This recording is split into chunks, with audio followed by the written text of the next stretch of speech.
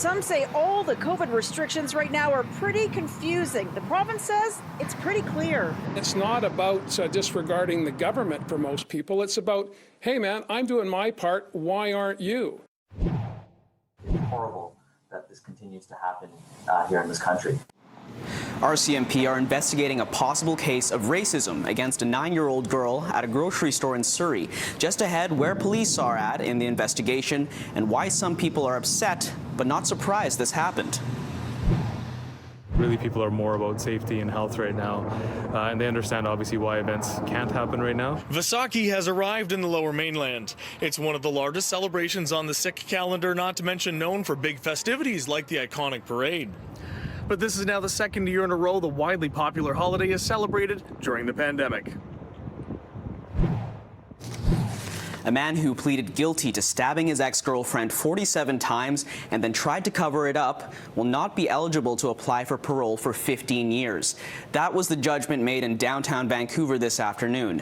Last month, Jan Popel pleaded guilty to second-degree murder in the death of 34-year-old Nicole Parcello of Burnaby. Popel stabbed her dozens of times and then tried to cover it up by deliberately driving his vehicle into a lampstand on the Barnett Highway in November of 2018. He was arrested the day before her funeral. Nicole's friends and family gathered at court for today's decision. In 15 years, he's actually eligible to be walking the streets. Is that what we want to tell our community? This has set a precedence. This has actually said to everybody, you can commit a crime like this, and you potentially could be walking the streets in 15 years. Second-degree murder comes with an automatic life sentence. Defense had been asking for parole eligibility to be set at 10 years, but the judge made it 15. There are 873 new cases of COVID-19 in BC tonight. More than half of those new cases are in the Fraser Health region, and 2 more people have died from the virus in the last day. 377 people are currently in hospital, 116 are in intensive care. We are, of course, very troubled by the case count over the past 10 days. Dr. Henry will be doing a briefing and some modeling on Thursday that will give us a better sense of where we are in terms of the 7-day rolling average. But I am confident as of today, 25% of eligible British Columbians have received a first dose of vaccine. As of tomorrow, anyone 50 and older, born in 1971 or earlier, can register for their vaccine. Anyone 45 and older, born in 1976 or earlier, can register on Friday. And anyone 40 and older, born in 1981 or earlier, can do it on Monday. You can register online at gov.bc.ca/getvaccinated. My appeal is the same as it has been for over a year. Please, British Columbians, in the interest of not just yourselves, but all of those around you, follow the rules. Sure, but for some, those rules just aren't specific enough. For example, when you're told to stick within your community, what exactly are those boundaries? So I took some of these questions to those in charge. For example, why are we allowed to book campsites when we're not supposed to go there? Many people have provincial parks or regional parks that are close to them. For instance, in Victoria, there's Goldstream, and Vancouver, there's Cypress. But it's really clear now people are being asked to stay close to home in their communities. While we're being asked to stick within our communities, some are confused how they're allowed to book hotels in other regions. Well, the answer is nuanced, allowing hospitality safely. Tourism, Destination BC, all of them are really working on marketing to say, come stay close to home as possible. They are doing the work, but it is a very, very fine line because the ultimate goal is to make sure that everyone's safe. There's never been a travel ban in BC, so one's not likely now, but the Premier says it's not off the table. So ultimately, there's nothing stopping you from traveling around the province. But the province does insist that they're going after rule breakers. The province is using the enforcement powers and tools that it has. As of today, I can inform you that there have been 1,709 enforcement tickets issued. They range from, the $230 up to the new $575 and the $2,300 tickets as well. There have been cases where people are facing additional charges, long-form charges that can result in significant fines of up to $10,000 and 1 year in jail. So to say that enforcement is not taking place is simply wrong. Those heading BC Health say deciding what's okay to do now and what's not isn't a trick question. It's about trying to find things that we can do safely and people recognizing that they need to make decisions for themselves about how to do that and that we know what we can do here in BC. So it's not meant to parse everything apart. If you have any doubts about it, don't do it right now. If you have any question about any activity, don't do it. That's how you cut through the confusion here. Horgan says those who want to be part of the solution are, and he understands those who followed the rules for so long are incredibly frustrated by those choosing not to do so and disregarding their sacrifices. It's not about disregarding the government for most people. It's about, hey, man, I'm doing my part. Why aren't you? And governments can do so much. The reality is the public has to be there. The vast majority are. For City News in Victoria, I'm News 1130's Lisa Usda. What was supposed to be a family trip to the grocery store turned into a possible case of racism against a 9-year-old girl in Surrey. RCMP are investigating allegations of racist comments directed towards the child at a real Canadian Superstore on Sunday. A video posted to social media appears to show the moments after the incident. The man shooting the video confronts another man and claims the man called his young daughter, who wears a hijab, a terrorist. Very disturbing incident, one that was very upsetting for both the child and their family. We understand there is a video circulating. We want the public to understand that at this point we have identified the suspect. It is someone that is known to us, and we are continuing our investigation. Our investigation will now include taking further statements from those who haven't yet provided them, as well as trying to obtain those original videos that have been circulating. Surrey RCMP have confirmed they viewed that video and believe it's associated to the incident they're investigating. Advocates against Islamophobia are not surprised to see something like this unfold. They explain it's not rare for Muslims to face physical or verbal abuse and harassment in public spaces. It wasn't surprising to me, to be honest, and this is because of what we've seen. How the evolution of Islamophobia has been globally and in Canada as well. Racism is something that's learned, right? So that those racist stereotypes that individual directed towards that little girl were things that were learned, right? From watching the news, from, people he's been exposed to. So, the fortunate thing is just as racism is learned, it can also be unlearned, or at least I'm hopeful of that. So I think public education around Islamophobia is very important. Surrey RCMP say investigators plan to recommend charges, but it's unclear what those charges may be. It only took 4 days for RCMP in Burnaby to round up almost 50 people accused of shoplifting at Metrotown. Police also say they recovered nearly $5,000 worth of stolen goods as part of the Boost and Bust program implemented last year. Between March 16th and 19th, they made 46 arrests, with charges recommended against 27 people. 3 outstanding warrants were also executed involving unrelated crimes. A 49-year-old man has been arrested and is now charged in connection with assaulting a pregnant woman in Surrey last month. It happened the morning of March 23rd in Whalley. Police say the woman was leaving a bank near 102nd Avenue and King George Boulevard. A man approached her from behind and pushed her to the ground. The woman was taken to hospital and is going to be okay. Roger Evanson was arrested earlier this week in Langley and is now facing 1 count of assault.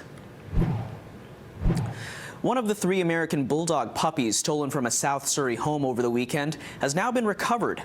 Police have rescued Rosie. She was sold at a car show in Mission over the weekend. We still don't know where the other 2 pups are, but police think it's likely there that they were also sold.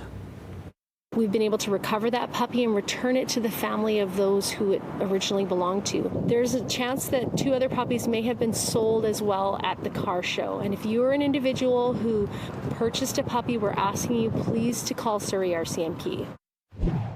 I just happened to see a lovely red brick fence and thought my dogs, our dogs, everybody's dogs would look good painted on it. Friendly furry faces have filled numerous streets in New Westminster. The story behind this massive art project and why the artist is now asking for the public's help.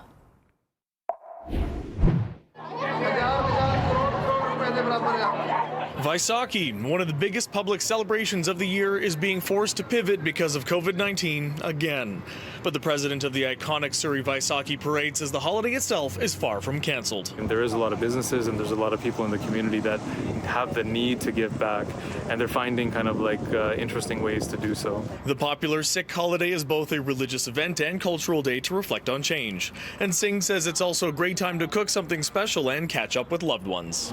Now, Vaisakhi 2021, well, festive no matter what, still feeling a little bit like a repeat of 2020 when the pandemic was just getting started.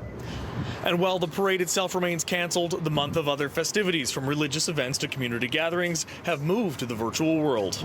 So the significant change has been actually just in the way we're doing the programming and the sheer size of them. Obviously, doing them online has kind of lowered the numbers. We're not going to get 500,000 people on Zoom, but we do get 500,000 people on the streets annually for the event. So it has changed that way. I think it's impacted people in a way where there's a bit of obviously disappointment, but there is an understanding. Yes, yeah, we are really hoping that next year there will be no COVID-19. I can't wait for that. I really hope so. I really do hope that we can have a good Vaisakhi next year. हाँ जी बिल्कुल साडे लिए विसाखी बहुत important है. We celebrate this festival historically he said on this day our 10th Guru Gobind Singh Ji he gave birth to this religion, so that's why every year we come here and celebrate this festival. This year, still lots of momentum for charity and community building. Just a few days ago, these volunteers distributing meals in Vancouver's downtown east side. And on Tuesday, the owner of this coffee shop in Surrey throwing in the coffee and a muffin for free as a way to celebrate. That's our culture. We giving free, our community is serving free food for everyone every year. Singh says it's the kind of spirit you can expect to see lots of in the days to come. You'll see small little tents and giveaways for people on walks. They're giving away tea, food. And he tells us he's excited to see the creativity and remains hopeful the big festivities could make a comeback next year. In Surrey, David Zura, City News. Today is the first day of Ramadan for Muslims around the world, and for a second year, the pandemic is changing the way prayer, fasting, and gatherings are being done to mark the holy month. Health professionals and faith leaders are also encouraging those unsure about getting a COVID-19 vaccine that it is safe and does not interfere with Ramadan. As we know, information that might be a bit more negative, a bit more scary, tends to spread much faster. And it's our job as either governments or public health professionals or even medical professionals to try and put that into perspective and to reassure when needed our patients. Lots of questions about whether or not Muslims can receive the COVID-19 vaccine. So I just want to reassure everyone that from a religious perspective, there's nothing to prevent them from getting their COVID-19 vaccine while they are fasting. So there shouldn't be any issues in that regard. A virtual Ramadan will be held tonight for Canadians across the country. If you want to participate, go to virtualramadan.ca. So unfortunately, we have lost the race right now with vaccination and variants. BC is in its third wave of COVID-19. Just ahead, is the age-based criteria for vaccinations really the most effective way to get ahead? These vaccines are really good at preventing severity and preventing death. It's used by tens of millions of women around the world, but the odds of getting blood clots from the birth control pill is significantly higher than getting it from a COVID-19 vaccine. These are rare events, so it's very difficult when the case numbers are quite unstable. The rates, when you have a very rare event over a large denominator, to try and get a handle of that. The concerns started with the AstraZeneca vaccine, but have expanded to include Johnson & Johnson. The CDC recommending a pause on administering that vaccine because out of the more than 6.8 million doses administered in the U.S., there have been 6 reported cases of blood clotting in women and 1 death, which is still being investigated. Based on that data, the rough odds of someone getting blood clots after receiving that jab is about 1 in 1.13 million. And dying, if the shot turns out to be the cause in that single case, is around 1 in 6.8 million. So regulators are acting out of an abundance of caution because they want to make sure that we're putting forward the safest products out to our people. So even if a woman on the birth control pill could be more likely to experience blood clots, I think it makes more sense to actually put the risk of a clot from the vaccine in the context of severe COVID disease and bad outcome. you're also more likely to die in a plane crash, 1 in a million, struck by lightning, 1 in 12,000, or crushed by a meteorite, 1 in 700,000, than get blood clots from a COVID-19 vaccine. The message from the feds remains the same. If you're worried, talk to your doctor or pharmacist. And ultimately, whichever vaccine you are offered is going to be the right one for you. In Calgary, Jonathan Muma, City News. And to date, we've delivered over 1,112,101 doses of all 3 COVID-19 vaccines across British Columbia. And if you are older than 55, I strongly encourage you to get vaccinated as soon as possible. British Columbia is in its 3rd wave of COVID-19. Variants of concern are assumed to be dominant in the province now, and BC is trying to catch up by ramping up its vaccination schedule. But is the age-based criteria for vaccination still the best way to make use of Canada's vaccine supply? So unfortunately, we have lost the race right now with vaccination and variants. We don't have all our high contact, high risk workers vaccinated yet. SFU researcher Carolyn Cullen says the province should consider pivoting away from the age-based waitlist. So you can actually end up preventing more hospitalizations by vaccinating someone who is at high risk of exposure, because you may prevent many onward cases with one vaccine. Whereas if you vaccinate directly the people who are most at risk, now that the very most at risk have been protected, long-term care and those over 80, you actually protect 1 person per dose. According to Health Canada, 36.5 million doses from Pfizer-BioNTech, Moderna, and the AstraZeneca vaccine from the Serum Institute of India will arrive by June 30th. But all of this is dependent on avoiding production delays. For example, while India is a global vaccine supplier, it's dealing with a large surge of COVID-19 and is using a lot of its own doses domestically. I think with vaccines being scarce, we need to make the most effective use of every possible dose.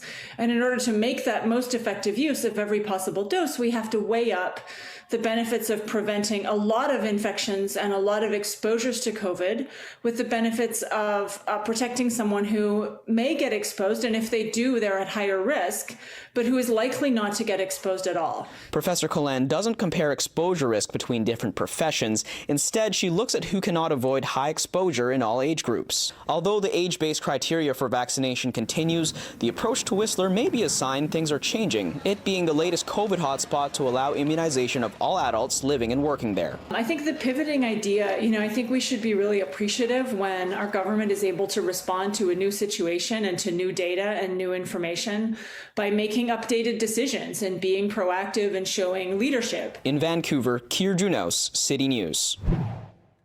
In so many ways, it's changed my life. Everywhere you look along this street in New Westminster, you're greeted with a friendly face. The ongoing street art project is in honor of our furry friends. But the problem is the artist is running out of fence. Sometimes I'm in the neighborhood and people will say, "Oh, you're the lady who did those dogs on the fence. Thank you so much. We really enjoy that." And every time somebody says that to me, it just means so much. Artist Margaret Halsey started creating the portraits back in 2015 and has now painted more than 100 pets. Local people would start approaching me to say, could I have their dog on the fence? And then how it really took off is I met a lady, Lynn Radbourne. She was puppy raising a guide dog. And so when I connected to her, I thought, well, there's another reason for this fence, not just for the love of the dog and the pets that people have, but to support the guide dogs. Halsey asks for a donation to the BC and Alberta guide dogs for each animal she paints. To date, she's raised more than $5,000 for the organization. The money from that has been given to us over the last few years. It's been a tremendous partnership and a wonderful thing that the community's enjoyed. The trouble now is Halsey has run out of space to paint. She's covered multiple fences along Cherry and East 8th Streets and another fence along East 6th Avenue in New Westminster. She's hoping a member of the public will hear her story and be open to sharing some of their fence for the project. What would be nice about it is if it's got exposure so people can see it. This one is great because you can even see it from and the other one's got great exposure because I know that people walk down that lane all the time. The project has even led Halsey to create 2 books displaying the portraits and the story behind each dog or cat. It's inspired by Halsey's love for her 15-year-old whippet named Smith, who makes a number of appearances along the fences. He's my life. He is. Not now, as you can see, he's a bit challenged. We walk 3 times a day, probably 2-3 hours a day in this neighborhood, and more recently, not so much. But yeah, he's been the love of my life. Anyone who might have space that could work for the project is asked to email Halsey at cleffadige@shaw.ca. In New Westminster, Ashley Burr, City News. Well, spring has sprung here on the South Coast. It was another gorgeous day in the Lower Mainland with sunshine and blue skies. It's a perfect week to get outside and enjoy the weather. And that's what these people were doing at Kitts Beach earlier today. Some were suntanning, others played some beach volleyball, and the sunshine is here to stay. It's in the forecast right through Saturday and Sunday, and temperatures are expected to stay in the upper teens as we head into the weekend. Vancouver's news is always available on the radio with News 1130 or online anytime at citynews1130.com. Your next edition of City News is tonight at 11. Thanks for watching. Have a great night.